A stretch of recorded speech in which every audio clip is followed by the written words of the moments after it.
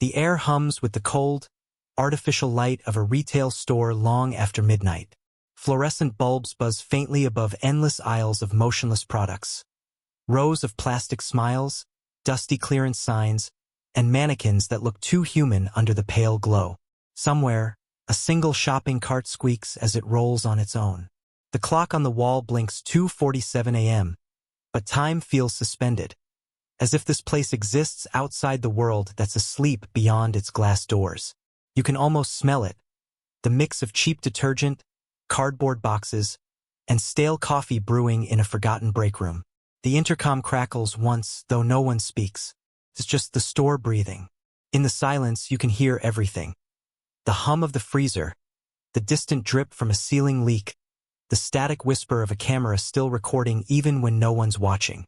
This is the graveyard shift, where reality blurs, and people become shadows among products that never stop staring. Most people think retail is harmless. Annoying customers, long shifts, low pay. But the ones who've worked the nights know the truth. The things that happen when the lights dim, when you're the last one to clock out, and the building itself begins to move in ways that can't be explained. The darkness between the aisles becomes thicker. You start to hear whispers in the vents. You feel something standing just beyond the glow of the exit sign. There's a strange loneliness in retail. Not the quiet of peace, but the kind that feels watched. It settles in your bones when the automatic doors open on their own, or when the register beeps once without a hand to touch it. You tell yourself it's the wiring, the wind, maybe the stress of the job. But deep down, you know something ancient hides behind the walls. Something that feeds on repetition, exhaustion, and the souls of those too tired to notice they've already been replaced. Tonight, you'll hear the stories they tried to forget.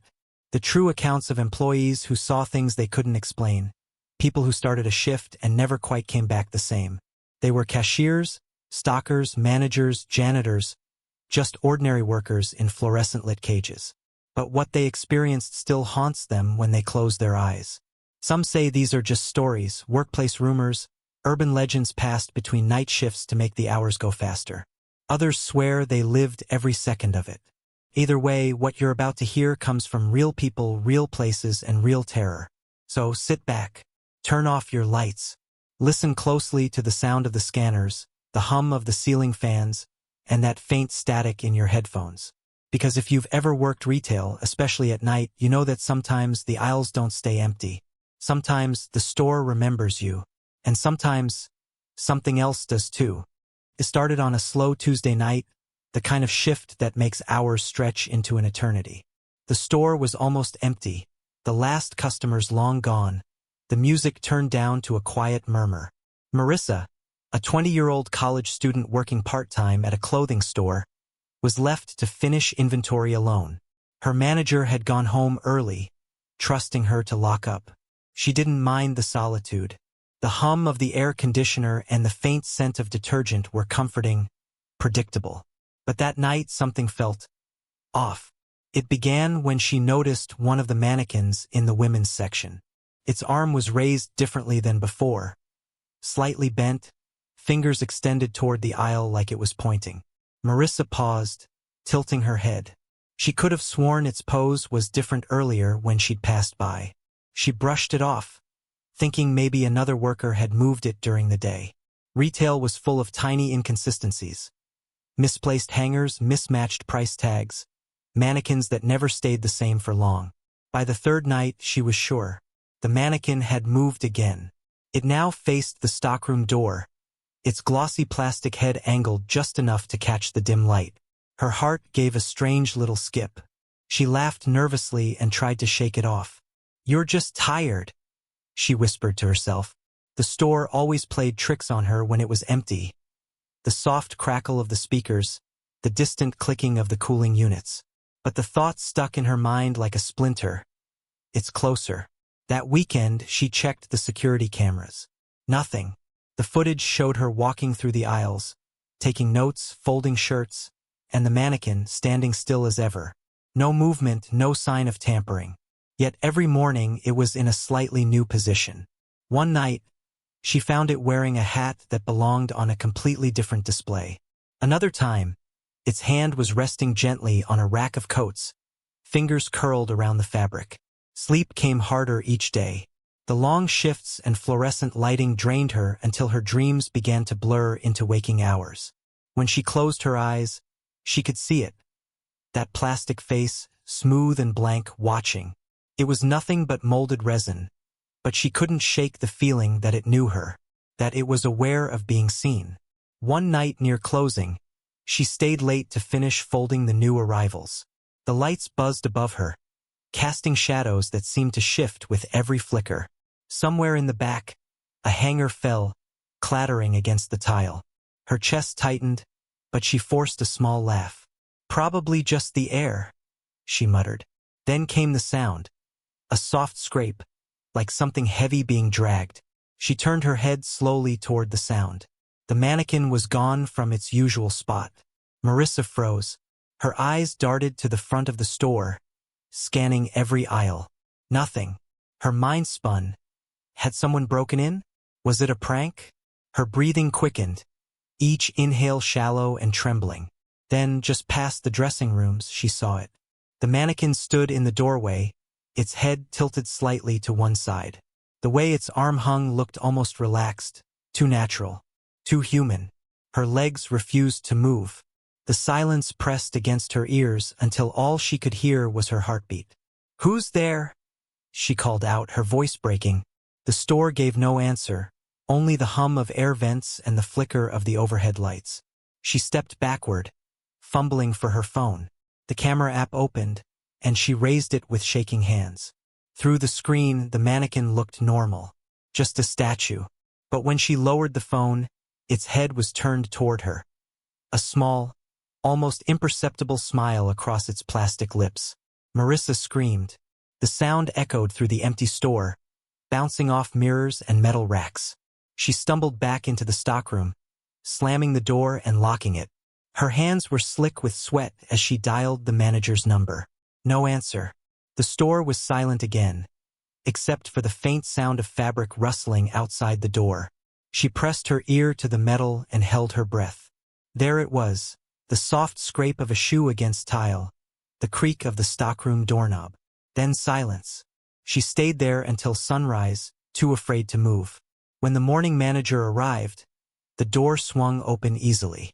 The mannequin was back on display, standing in its original position.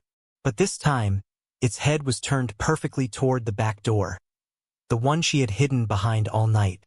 Marissa quit the next day without collecting her final paycheck.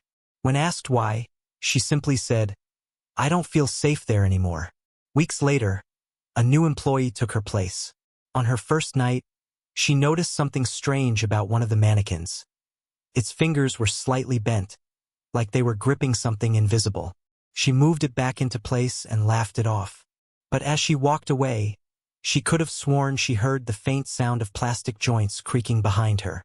The cameras still show nothing. The store still closes at midnight. But every so often, a mannequin's position changes overnight. And if you look close enough, some swear the corner of its mouth is curved just slightly upward, like it knows you're watching. The store's fluorescent lights hummed like insects in a cage, casting a washed-out glow over the aisles. It was nearly 2 a.m., the hour when everything feels half-real. Tara, a 26-year-old clerk at a 24-hour convenience store off the interstate, leaned on the counter, watching the clock tick slower than time should allow. The store smelled faintly of burnt coffee, mop water, and something sweet. Maybe candy, maybe decay. She'd grown used to the isolation of these nights. The world outside the glass doors was quiet, motionless. Even the road beyond the parking lot seemed to hold its breath. That was when he first appeared.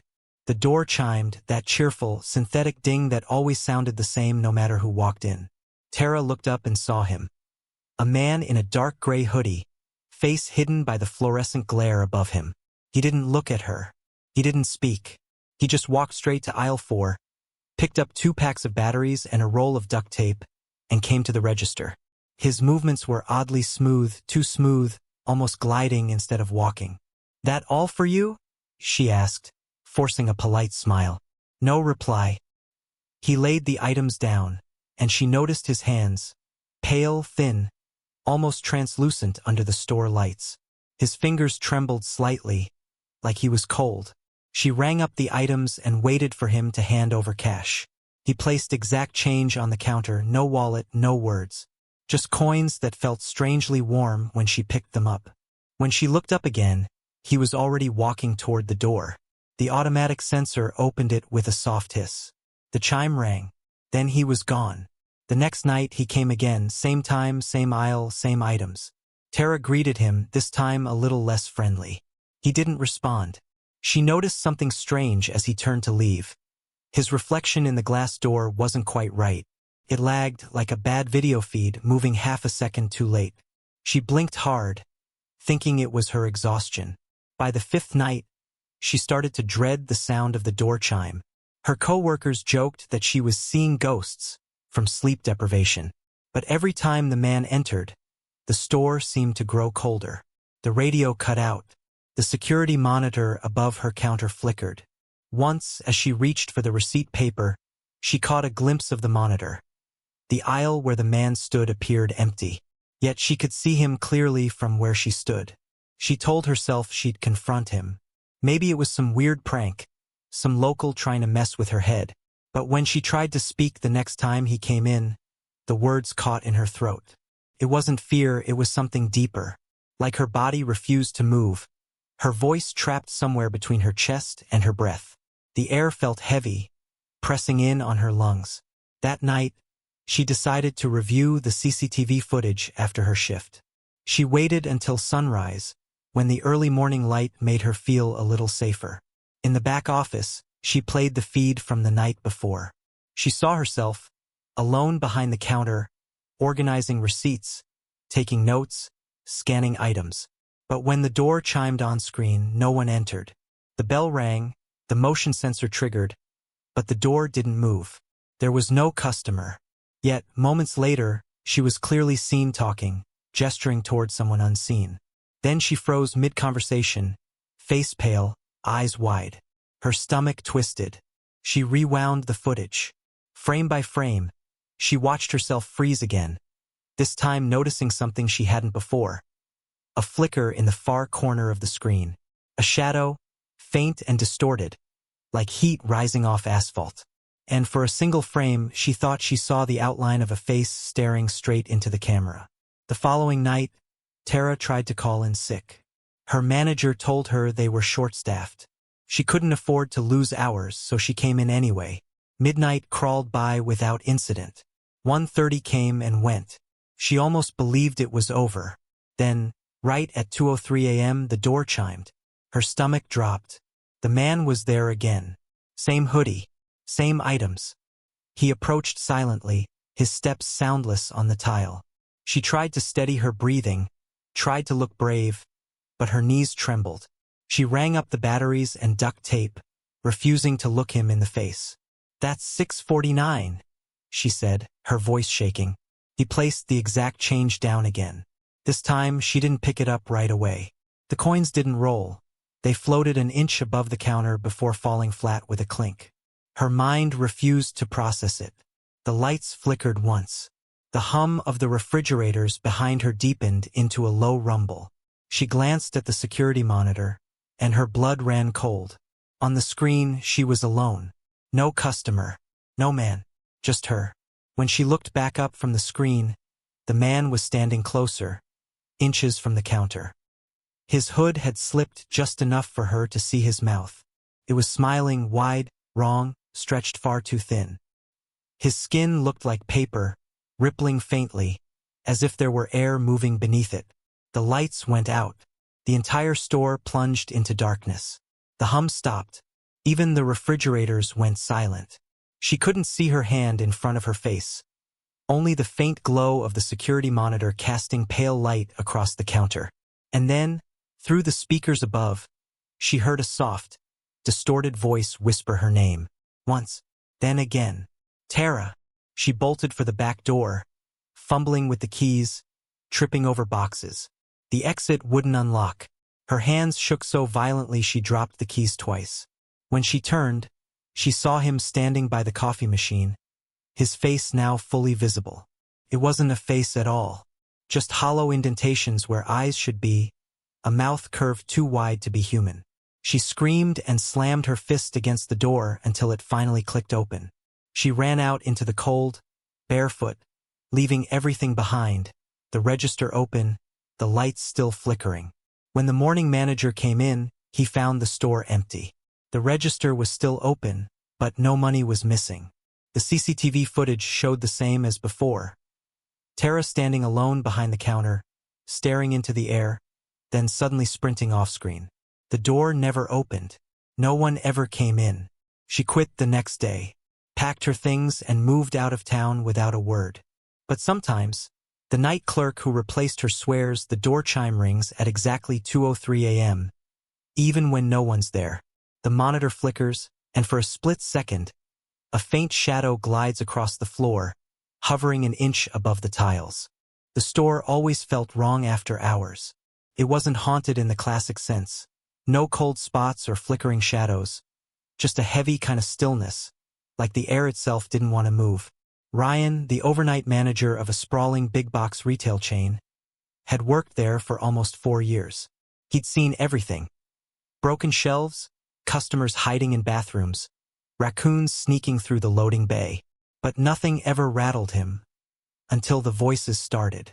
It began on a Wednesday, a little past 1 a.m. He was finishing up reports in the office when he heard laughter coming from the break room. Faint, but unmistakable. A few people talking, one woman laughing hard enough for the sound to echo down the empty corridor. Ryan frowned, checked the clock, and realized everyone had clocked out hours ago. He thought maybe the janitors were back there. So he stood up, annoyed but calm, and headed down the hall. The light in the break room was on, buzzing faintly under the cheap plastic cover. The door was closed, but the sound was clearer now. Overlapping voices, low and steady, like a late-night conversation over coffee. He knocked once. "Hey, you guys aren't supposed to be back here after." The laughter stopped. Instantly, the silence that followed pressed against his ears. Ryan hesitated, then opened the door. The room was empty. A few chairs were out of place, one rolling gently as if someone had just stood up. The stale smell of burnt coffee hung in the air, stronger than it should have been. The vending machine light flickered. He stood there for a few seconds, scanning the corners, half expecting someone to pop out and yell, "Gotcha!" But nothing moved. He closed the door, telling himself it was an echo, maybe the radio. He even checked his phone for any streaming apps still playing. Nothing. Back in the office, he laughed it off and got back to his reports. But around 3 a.m., he heard it again. Not laughter this time, just soft, rhythmic whispering. It came from the ceiling vents, traveling through the air ducts, spreading from one side of the store to the other. He tried to ignore it. He turned the intercom on, played a song over the PA system, hoping the noise would drown it out. But between verses, he swore he heard someone whisper his name. By the next week, he was sleeping less, his nerves frayed from caffeine and constant alertness. The store had developed a personality of its own. Doors that wouldn't stay shut, lights that turned on in the middle of the night, security monitors that flickered whenever he walked by. He started to dread checking the break room. But every shift, without fail, he heard the faint hum of conversation at some point past midnight. One night, he decided to record it. He set up his phone on the counter, voice memo running, and waited outside the break room door. The voices began around 1:47 a.m. Laughter, chatter, the clink of coffee mugs. He pushed the door open quickly, phone recording in hand. Again empty. Chairs askew, coffee pot still warm. But when he played the recording back, his heart froze. There were voices on the tape, clear as day. 2 men and a woman talking. The woman's voice was the clearest. "He's not supposed to be here." Then a faint laugh. Ryan stopped the recording, locked the break room door, and didn't tell anyone. But the next day, one of the cashiers mentioned hearing people talking after closing while cleaning the toy aisle. Another worker said they'd heard music playing through the intercom, even though it was unplugged. The fear spread quietly, unspoken but heavy in every employee's eyes. The breaking point came on a Friday night. A storm raged outside, rain slapping the glass doors. Ryan was in the office when the intercom suddenly crackled on by itself. Static filled the air for several seconds before a voice spoke. Low, distorted, almost playful. "Ryan, come join us in the break room." He froze. The hair on his arms stood on end. The store was empty. He had double-checked the time cards himself. His own name echoed across the aisles, hollow and cruel. He grabbed the intercom handset and shouted, "Who is this?" No reply, just the faint hiss of static, like breathing. The lights began to flicker in waves down the main aisle, one by one, until they all went out except the one above the break room door. He felt his chest tighten as he walked toward it. The floor beneath his shoes creaked in a way it never had before. Every step sounded too loud. The rain outside seemed to fade away, the only sound now the hum of electricity buzzing faintly from that single fluorescent light. He stopped at the break room door.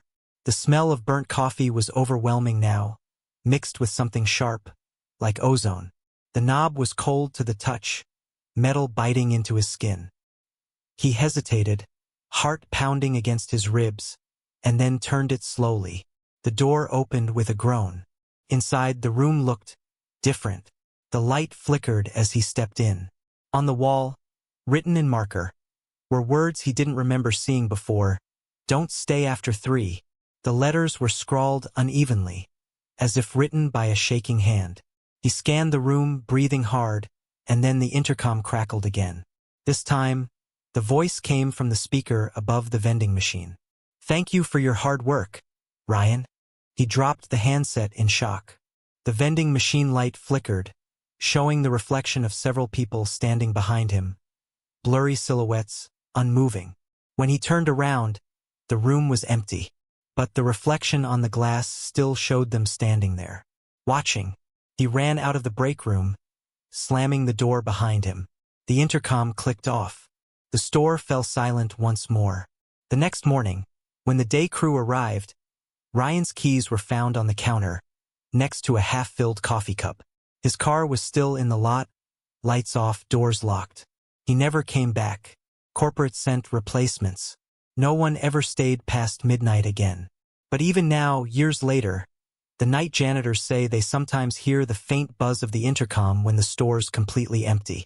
And if you listen closely, really closely, you can still hear laughter coming from the break room, followed by a woman's voice saying softly, "He's not supposed to be here." The first time it happened, it was so small that Jamie barely noticed. She was working her regular afternoon-to-close shift at the local discount store, the kind of place where everything felt slightly off-brand and slightly wrong. The lights buzzed overhead, the speakers played the same 5 pop songs on loop, and the smell of stale carpet cleaner clung to every inch of the air. It was mind-numbing work, scanning, bagging, smiling, repeating. But that night, while she was updating prices in the system, something strange caught her attention. She scanned a plain white ceramic mug, one of hundreds stacked on a clearance shelf near the register. The screen on her register flashed red for a split second and beeped. "Item not found." She tried again. Same result. Then she typed in the SKU manually. The system rejected it again. That wasn't supposed to happen. Every item in the store was logged and tracked. Every product accounted for, especially clearance stock. She sighed, picked up the mug, and turned it over. No cracks, no stickers, nothing unusual except for a faint mark on the bottom that looked like it had been burned in. A looping pattern that almost resembled a symbol, though she couldn't quite make it out. She shrugged and tossed it in the defective pile. Probably a glitch. Retail systems were full of them. The next night, she noticed it again, the same mug, sitting on the counter next to her register. She frowned. No one had restocked it. It should have been sent back to inventory. She called to her coworker, "Hey, did you move this up front?" He glanced over, confused. "What mug?" She held it up, but by the time she turned to show him, the mug slipped from her fingers and shattered on the tile. A sharp, echoing crack filled the store. Her coworker jumped. "Geez, careful. You okay?"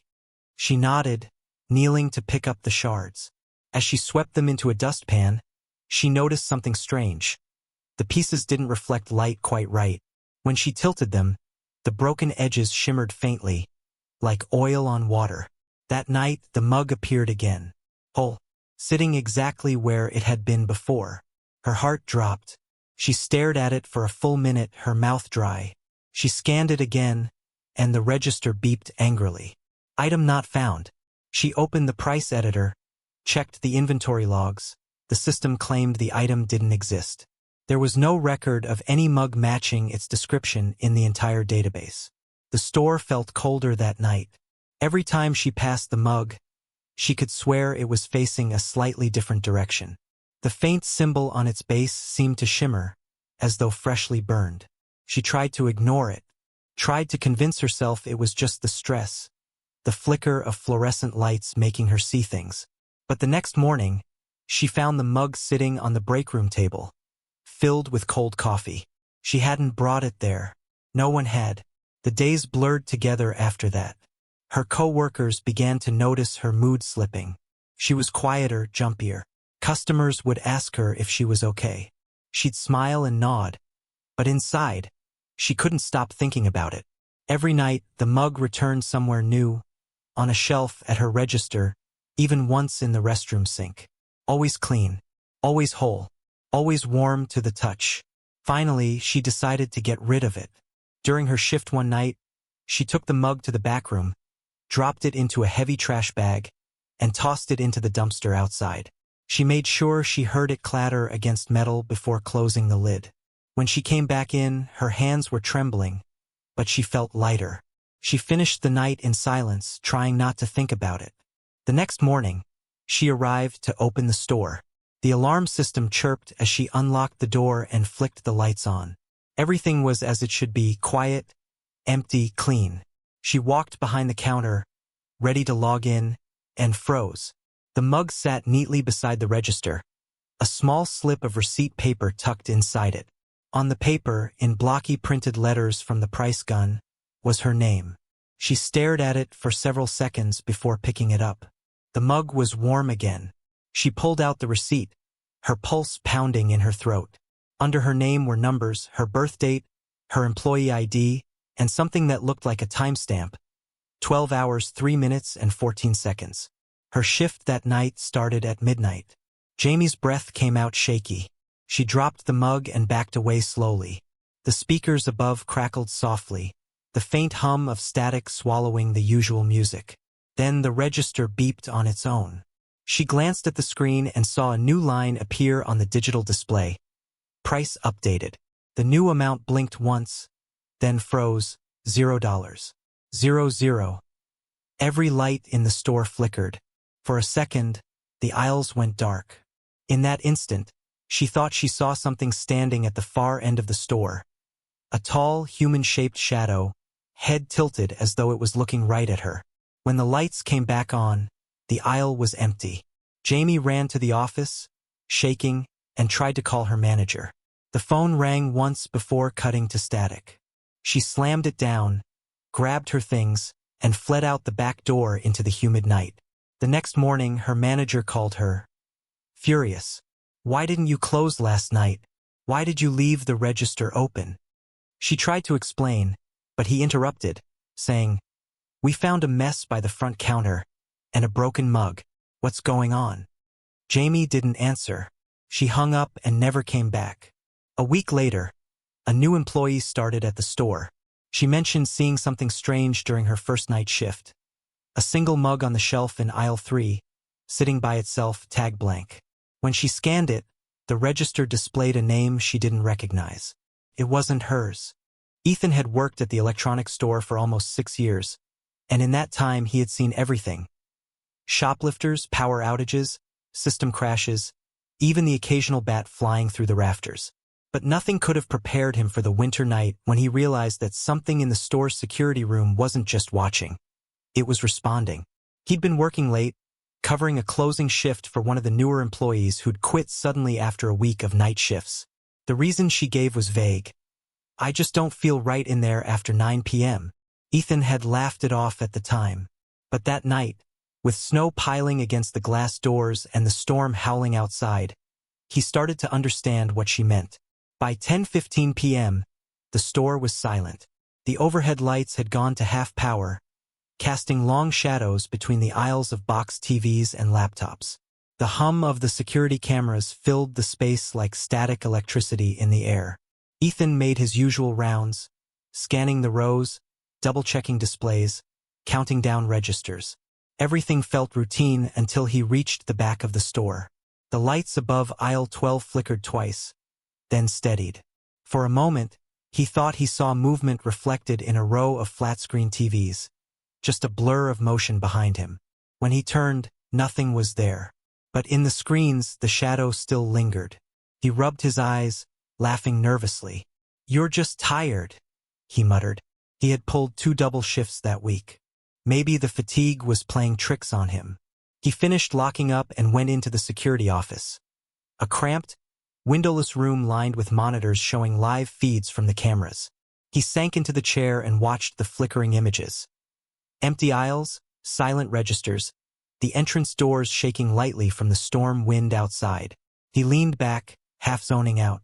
Then something changed. One of the cameras, the feed for aisle 12, began to distort. Static streaked across the screen in jagged waves, like a heartbeat monitor spiking out of control. Then the feed cleared. Ethan squinted, leaning closer. Someone was standing at the end of the aisle. A tall man, completely still. Ethan froze. He tapped the keyboard, switching to a wider angle. The figure was gone. Every hair on his arm stood on end. He switched to another camera. Empty. Then another. Still empty. He checked the motion sensors, all blank. No movement registered in the building. He could feel his pulse pounding in his temples. "Okay," he whispered, trying to steady his voice. "System glitch. Happens all the time." But the feed from aisle 12 flickered again. The figure returned, closer this time. The camera's timestamp stuttered for a moment, then stopped counting. The digital clock froze at 10 hours 37 minutes and 6 seconds. Ethan leaned forward, pressing his face near the screen. The figure wasn't quite in focus. Too tall, shoulders slightly hunched, arms hanging at strange angles. It wasn't any employee he recognized. The more he stared, the more he realized something was wrong with the proportions, as if the person wasn't shaped right. He blinked, and the figure was gone again. He grabbed the flashlight from the desk and stood up, his breathing shallow. "Not staying in here," he muttered, forcing a laugh to cover the tremor in his throat. He pushed open the office door and stepped back into the darkened store. The storm outside rattled the front windows. The emergency lights hummed faintly, throwing pale glows across the aisles. He made his way toward aisle 12, each step echoing too loudly in the cavernous space. The sound of his shoes on the tile floor didn't match the rhythm of his heartbeat. One was just slightly off, as though someone else were walking nearby. When he reached the aisle, it was empty. He let out a long breath, raising the flashlight. The beam swept over rows of boxed headphones and stacked speakers. Nothing moved. He laughed again, a quiet, shaky sound. "Just a glitch," he said under his breath. "Just..." The overhead intercom crackled to life. "Ethan." His blood ran cold. The voice was low, almost mechanical, but it said his name. Slowly, drawn out. He froze. The intercom hadn't been used in hours. He looked toward the ceiling speaker. "Who's there?" Static answered him. Then a faint whisper. "Check the monitor." He backed away, eyes wide. His flashlight flickered once and went out completely. The hum of electricity seemed to thicken around him. He turned and sprinted toward the security office, his breath coming fast and uneven. When he burst through the door, every monitor was glowing white, too bright, almost blinding. He shielded his eyes. The brightness faded, and the cameras flickered back to normal. All except one. Aisle 12. Ethan watched in horror as the camera feed showed him, himself, standing there, staring into the lens. Only, in the feed, the version of him was smiling. Not the nervous, forced smile of a tired worker. A wide, unnatural grin that stretched too far. He stumbled back from the desk, shaking his head. "No, no, no, no." The other version of him on the screen tilted its head slightly. Then, slowly, raised one hand and waved. Ethan turned toward the doorway. The same motion came from the darkness at the end of the hall. A pale arm, waving slowly, like a reflection out of sync. He screamed, slamming the office door shut and backing into the corner. The screens began to flicker in unison, each one showing the same image, that impossible grin, closer every time the feed glitched.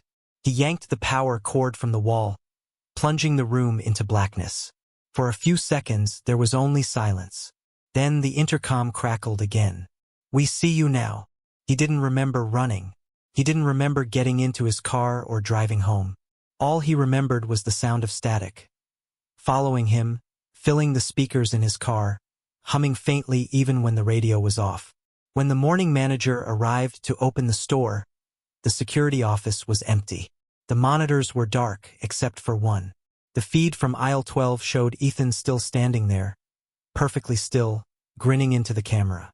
Mara hated her job from the start, but she needed the money. The late shifts at Brightmart, a massive 24-hour retail warehouse on the edge of town, paid a little extra, and that meant more than sleep. She told herself it was temporary, just until she finished her online classes. But within weeks, the place began to eat at her. Its airless, recycled chill, the sound of humming lights that never turned off, and the endless maze of aisles that all looked the same no matter where you stood. The warehouse was massive, so big it felt like its own world. The floors gleamed faintly under white-blue light, and the shelves towered higher than seemed safe. Everything smelled of plastic, dust, and old cardboard. And at night, when there were only a handful of employees left to restock, that space became something else entirely. The sound of pallets rolling, boxes scraping, and distant beeps from forklifts echoed through the cavernous dark. Shadows played tricks. Voices carried farther than they should have. Mara's job was inventory control. She worked with a handheld scanner, checking products and marking them as counted. It was repetitive, mind-numbing work, perfect for letting your mind drift. But lately, she'd been hearing something strange between the rows. It wasn't music from a speaker or the sound of another worker. It was humming, a low, tuneless hum, like someone working to themselves somewhere nearby. At first, she thought it was Pete, one of the older guys on her shift. He liked to hum old rock songs when he worked. But one night, when she followed the sound, she found aisle after aisle completely empty. The hum didn't stop. It just moved further ahead, as though leading her deeper into the labyrinth. She tried to shake it off. Long hours could make you hear things. She laughed it off with the others at lunch, but no one else admitted hearing it. A few nights later, Pete stopped coming in. Management said he'd quit suddenly. The next night, she heard the humming again. It was louder now. This time, it came from the warehouse's far corner, a part of the building workers called the Forgotten Zone. It was where discontinued products went to die before being thrown out. No one liked going there. The shelves were half empty, and the lights flickered constantly. Mara felt that same anxious pull she'd felt before, something deep in her chest urging her not to go, while curiosity whispered that she had to see. She walked slowly, the sound of her boots muffled by the dust-covered floor. The humming grew clearer. It wasn't a tune. It was rhythmic, steady, like breathing turned into a song. When she turned the corner, she froze. There was a person standing halfway down the aisle. The light above them was flickering hard, making their shape strobe in and out of view. They were facing the shelf, motionless. A stack of old electronics boxes sat beside them. "Hello?" she called. The figure didn't move. She took a hesitant step forward. "Hey, are you supposed to be back here?" Still nothing. She walked closer, her scanner trembling slightly in her hand. "Pete, is that you?" The figure's head twitched. Then, very slowly, it turned. Mara's throat closed. It wasn't Pete. The person, or whatever it was, had a face that didn't look right in the light. The skin looked stretched, pale. Their mouth hung open just a little too wide. She blinked, and the figure was gone. The light above flickered once more and went out completely, plunging her into darkness. The humming stopped. Her scanner beeped suddenly, flashing an error message. Unknown product detected. She raised it instinctively, pointing it down the aisle. The screen displayed a barcode that wasn't visible anywhere in the room. The number underneath pulsed like a heartbeat. Then, faintly, she heard the sound again. Only this time it was right behind her ear. A soft, wet hum. Mara screamed and spun around, dropping the scanner. It clattered on the concrete, and for a split second, she saw something standing at the end of the aisle. A tall, gray shape with a distorted grin. Then the emergency lights flickered on, and it was gone. She ran. She didn't even realize she was crying until she reached the break room, breathless. Her hands shaking so hard she could barely type the code into the employee exit door. But when she looked up, the digital clock on the wall froze mid-blink. Every appliance in the room powered down one by one. Then, through the silence, she heard it again. That same humming, this time echoing from inside the vents above her. She bolted for the front of the store, grabbing her keys and sprinting into the freezing night. She didn't stop until she reached her car. The hum followed her there too, faint but real, vibrating through the steering wheel as she tried to start the engine. When she finally got home, she locked every door and tried to convince herself it was exhaustion, a hallucination from lack of sleep. But she couldn't shake the noise from her mind. She left the TV on for comfort, but the static between channels began to hum faintly too. By morning, she was convinced it was all in her head. She even laughed about it with her roommate over breakfast, trying to sound normal. But when she went to her car later that afternoon, she froze. Sitting in the passenger seat was her handheld scanner, the same one she dropped in the warehouse. The display was still lit, despite being unplugged all night. The words on the screen made her stomach turn. Item found. Return to inventory.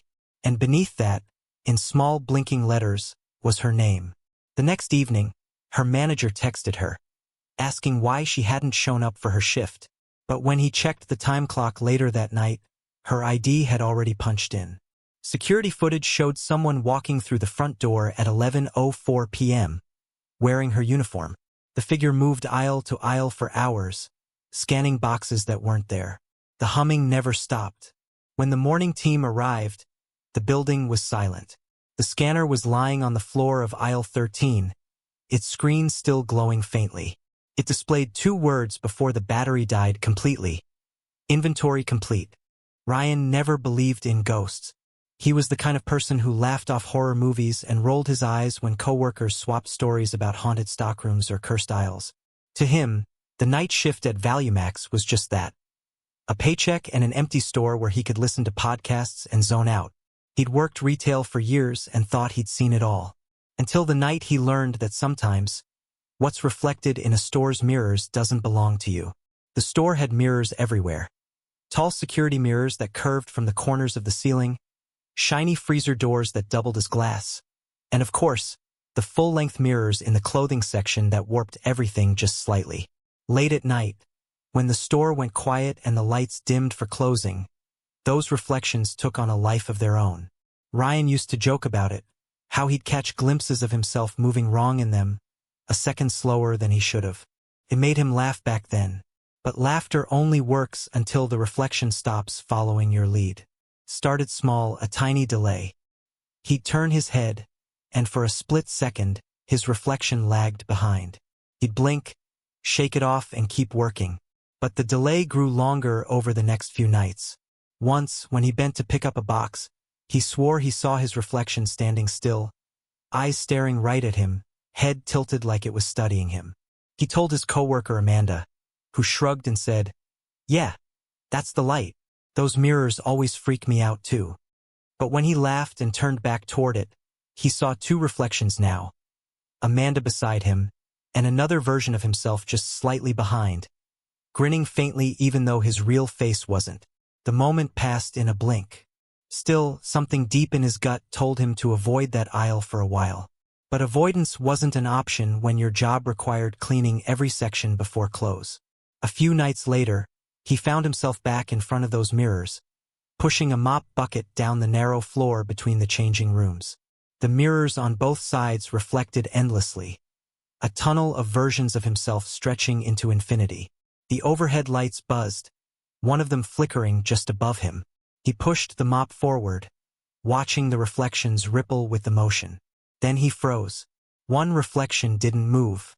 It was subtle, barely noticeable, but when he stopped mopping, he realized it wasn't subtle at all. Every other version of himself in the mirrors had stopped moving, but one, near the far end of the tunnel, was still swaying the mop. Back and forth. Slowly. Ryan stepped backward, heart hammering. The reflection at the end lifted its head. His breath caught. The face was wrong. Too pale. The eyes too wide. The mouth stretched just slightly longer than his. The reflection began to move toward him.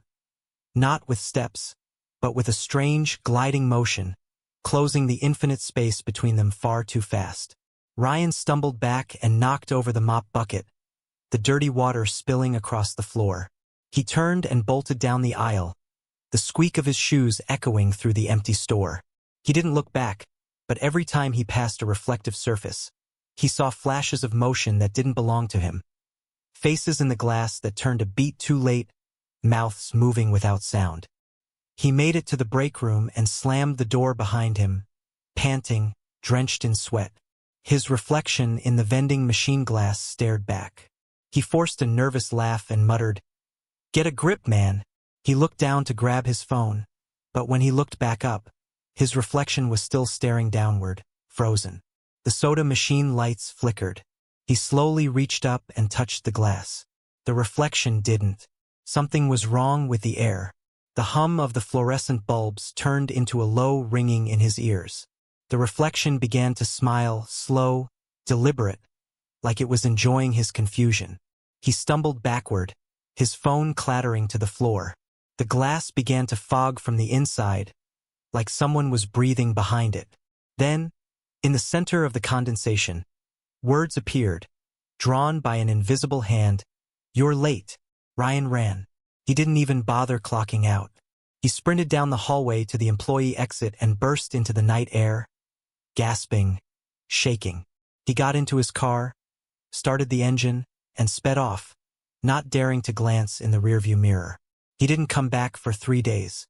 When he finally did, his manager greeted him with a frown. "We need to talk about what happened," she said, her tone clipped. "You can't just walk out in the middle of a shift." He opened his mouth to explain, but she interrupted. "We checked the footage." Ryan froze. Her face twisted into something unreadable. "You didn't go anywhere," she said quietly. "The cameras show you walking around the store after hours, mopping, folding clothes, smiling. You never left, Ryan." He felt the blood drain from his face. "That's impossible. I left. The manager sighed and pointed toward the office. "Come see for yourself." They watched the footage together. The timestamp matched perfectly. At 11:42 p.m., Ryan was seen on camera in the mirror aisle, mopping calmly. Then, he stopped, turned to look at the camera, and smiled. It was that same too-wide grin. Then he simply stood there. For nearly 20 minutes. Ryan's voice broke. "That's not me." The manager stared at him, pale and speechless. "Then who is it?" He didn't answer. He couldn't. That night, he quit without saying goodbye to anyone. But 2 weeks later, a new employee replaced him. During her first week, she complained that the mirror aisle made her dizzy. Said she saw something strange. A man's reflection behind her, wearing an old ValueMax uniform, smiling faintly, holding a mop. The store manager laughed it off at first, until the employee showed her the mirror herself. There he was, still standing there in the reflection, smiling, waiting. Kira was used to the quiet of closing time. She actually liked it. The soft hum of freezers, the scent of floor wax, the endless calm after a long day of customers. The small convenience store she worked at sat on the edge of town, open 24 hours, but after midnight, hardly anyone came through. The world outside went still, and inside it was just her, the low lights, and the rhythm of routine. She'd worked there almost a year without incident, and she found comfort in the predictability of it. Scan, bag, count, clean. The monotony kept her sane. But lately, something about the store had started to feel wrong. It wasn't the customers. There were fewer than ever, or the flickering lights, or even the constant hum of the refrigerators. It was the way the store felt different depending on where she stood, as if certain spots were heavier, colder. It started on a Tuesday, when the night air outside was thick with fog. Around 2:30 a.m. A man came in, tall, quiet, wearing a dark coat with the hood pulled low. Kira gave him the usual smile. "Hey there. You find everything okay?" He didn't answer. He just walked slowly down the snack aisle. His boots made a scraping sound on the tile, not like rubber on floor, but something rougher. He moved strangely too, a little too slow, as if his body didn't know how to move right. She watched him for a bit, then looked away to check her phone. When she looked back up, he was gone. "Sir?"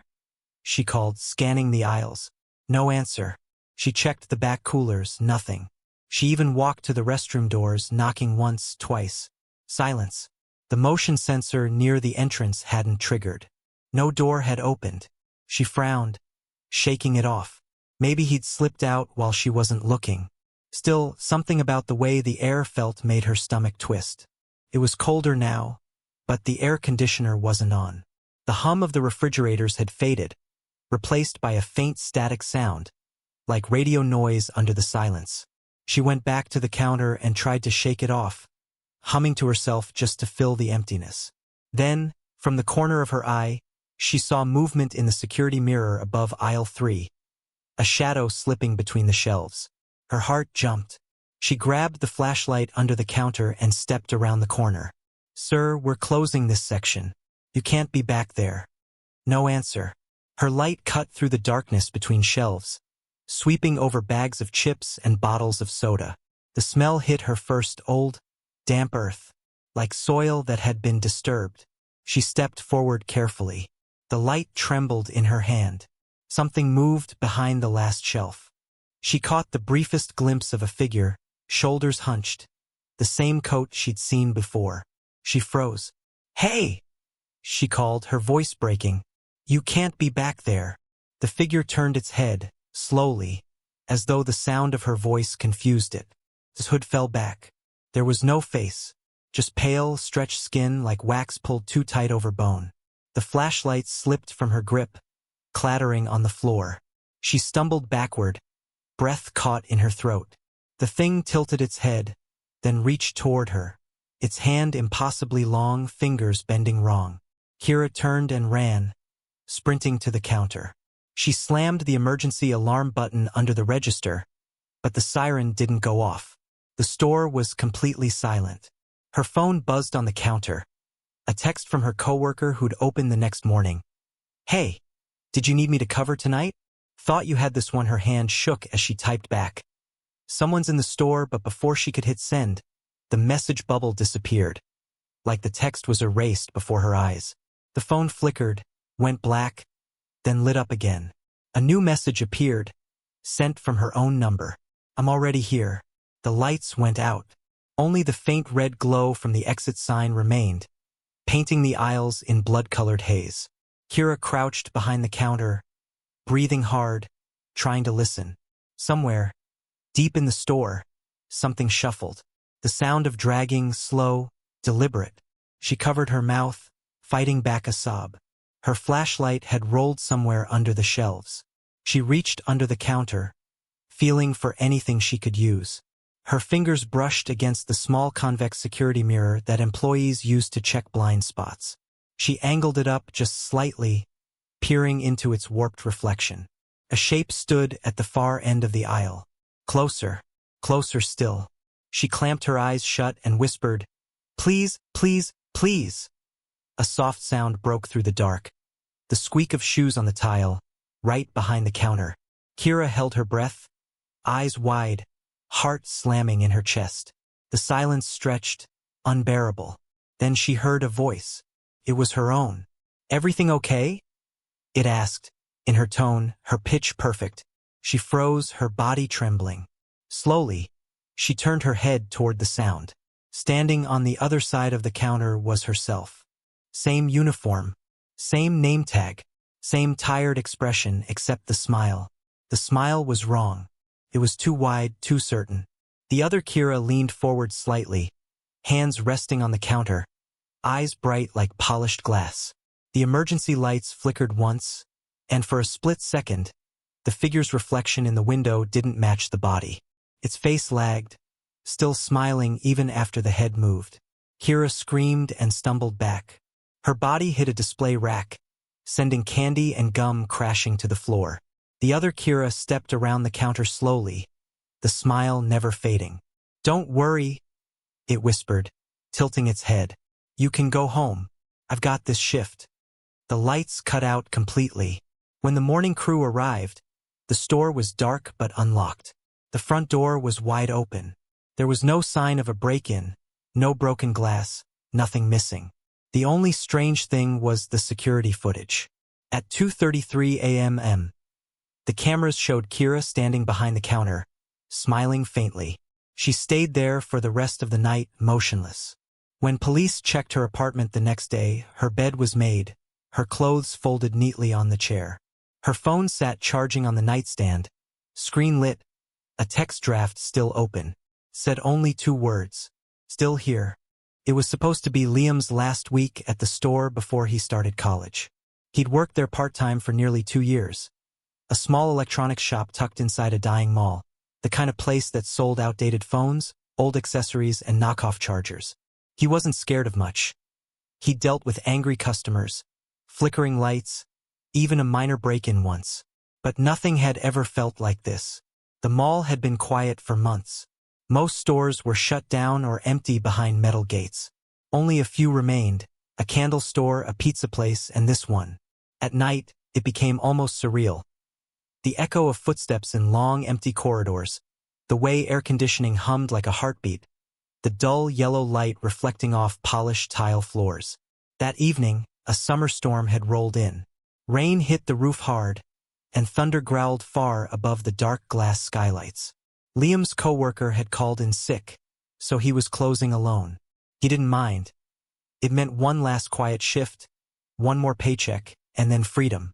At around 8:45 p.m., the mall speakers announced closing time. The few customers trickled out. Liam locked the front gate of the store and began restocking shelves, humming to himself. The lights buzzed faintly, flickering every few seconds. He made a note to report it, though realistically no one cared anymore. The store wasn't going to last another year. By 9:30, the mall was officially closed. He could hear janitors down the hall pushing mops, the sound echoing strangely. But then, slowly, those sounds faded until there was only the rain. When he went to check the back storeroom, the door was already ajar. That wasn't right. He was sure he'd locked it earlier. He frowned and pushed it open. The light inside flickered once and died, plunging the room into a heavy, wet darkness. The air smelled faintly metallic, like old blood. He reached for the switch again, clicked uselessly. "Great," he muttered, pulling out his phone for a flashlight. The white light cut through the gloom, revealing stacks of boxes, dusty shelves, and a mannequin. Wait, they didn't have mannequins.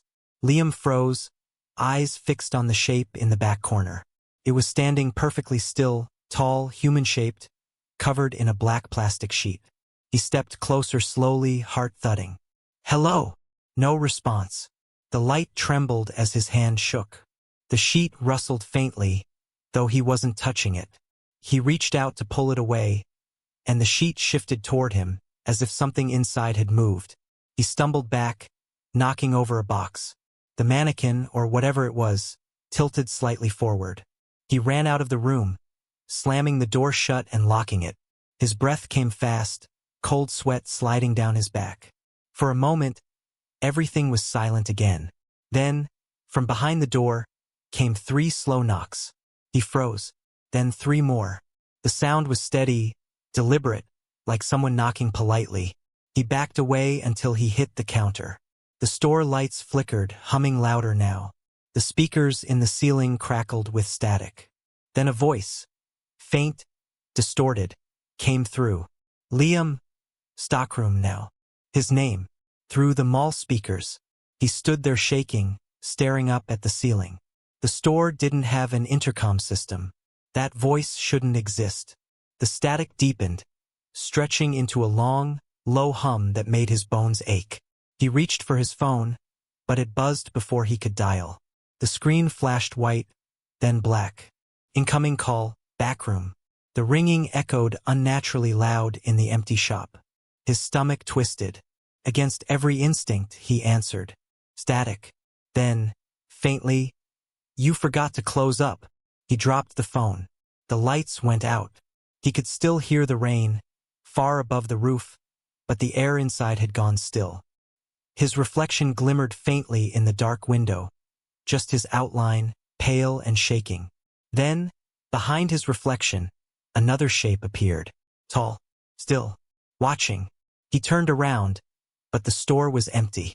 He tried to open the front gate, but the metal wouldn't move. It was locked from the outside. He grabbed at the controls, pressing every switch. Nothing worked. The air felt thicker now, the temperature dropping fast. Then, softly, the backroom door opened. The sound of hinges creaking filled the silence. Liam turned toward it, his pulse hammering.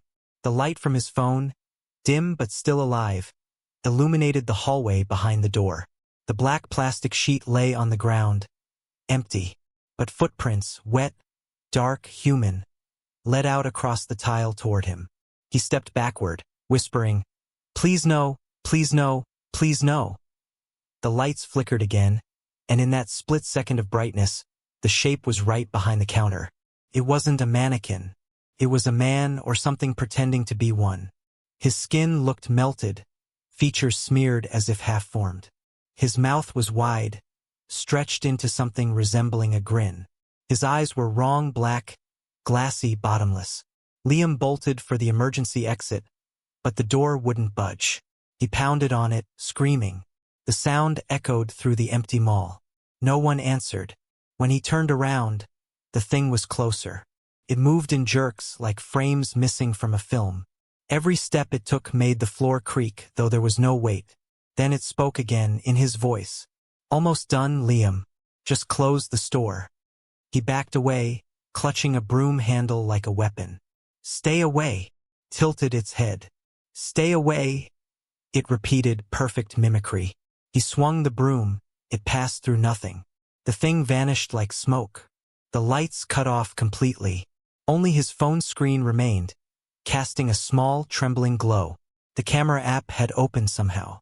The screen showed his own terrified face, but in the reflection behind him, the figure stood again, closer now, its hand resting gently on his shoulder. The feed glitched. The screen went black. When security checked the mall the next morning, they found the store gate locked tight, lights still off. Liam's phone sat on the counter, camera open, recording. The footage was strange, an hour of static, then flickering images of the store. Near the end, the camera shifted slightly, as if picked up. A whisper filled the audio. "Closing complete." Then silence. The last frame showed the reflection of the storefront window. But there were two figures standing behind the counter. The last story came from an old security guard named Dennis, who had worked in retail for almost 20 years. His job was simple: patrol the mall after hours, check the locks, and make sure no one lingered. He'd seen it all: bored teenagers, break-ins, even a few drug deals. But there was one thing he couldn't explain, and he never told anyone about it until years later. It happened on a winter night. The mall was closing early due to a snowstorm. By midnight, the place was dead silent except for the occasional groan of the roof under the weight of snow. Dennis liked that kind of quiet. It was peaceful, predictable. But that night, something felt wrong. The air inside the building seemed heavier, like it was holding its breath. Around 12:30, he started his usual round through the darkened halls, flashlight in hand, boots echoing on the marble floor. He checked the exits, the restrooms, the storage rooms. Everything was fine until he reached the old department store at the far end, the one that had closed years ago but still connected to the main mall. Its metal security gate was down, covered in dust, with a faded "Coming Soon" banner still hanging above it. But tonight, a faint light flickered behind the gate. He frowned, stepping closer. Maybe someone had broken in. He crouched and peered through the small gap at the bottom. The air that seeped out was cold, far colder than the rest of the building. Then, from inside, came the unmistakable sound of the store's intercom. An old, static-filled voice saying, "Attention shoppers, we're closing in 10 minutes. Dennis straightened, confused. The power to that section had been cut off years ago. He pulled his radio to call it in, but all he got was static. He shined his flashlight through the bars again, trying to catch a glimpse inside. The light fell on rows of mannequins, old, cracked, dressed in faded clothes. But some of them were turned toward him, their eyeless faces angled as if watching. He told himself he was imagining things, that shadows could play tricks. But then one of the mannequins moved. Just a twitch, a head tilting slightly. He froze. "Who's in there?" he shouted. His voice echoed back, hollow. No answer. Then the intercom crackled again. "Clean up on aisle 9. He stepped back, his breath visible in the air. The gate rattled softly, like something on the other side was testing it. Then, for a moment, the light inside flared, bright and cold white, revealing that every mannequin had turned to face the gate. Dennis stumbled back, fumbling for his keys. He radioed again, but the static rose to a screeching hiss. Behind the gate, he heard the sound of slow footsteps, bare feet slapping faintly against tile. He turned to run, but the lights above him flickered once, twice, and when they came back on, the gate was open. The mannequins stood in the doorway, lined up in a perfect row. And among them was something else, something taller, draped in what looked like torn security uniform fabric. He ran. His flashlight beam bounced wildly across the dark corridors as he sprinted for the main exit. His boots slipped on the polished floor, his lungs burning, but he didn't stop. Behind him, the sound of footsteps followed, slow, steady, and too many of them. When he reached the doors, he slammed against them, but they wouldn't move. He looked up and saw his reflection in the glass, pale, terrified, and behind him, rows of pale figures standing motionless in the dim corridor. Then the lights cut out again. When they flickered back, the corridor was empty. The mannequins were gone. The next morning, the mall opened as usual. Everything was in its place. The old department store gate was still locked, dust thick along the floor. But Dennis quit that week. He never told management what he saw, only that he'd heard something whisper from the dark that night, something that sounded exactly like his own voice saying, "Your shift's over." The voice of the narrator returns, calm yet trembling beneath the weight of everything told before. Each story lingers, echoes of night shifts, flickering lights, and silent aisles that never truly close. The message is clear. Horror doesn't always come from monsters or shadows. Sometimes, it's built into the places we pass through every day. The hum of a store after midnight, the feeling of being watched when no one's around. As the final words fade, the sound of a cash register clicks softly, followed by the whisper of a door chime that never stops echoing.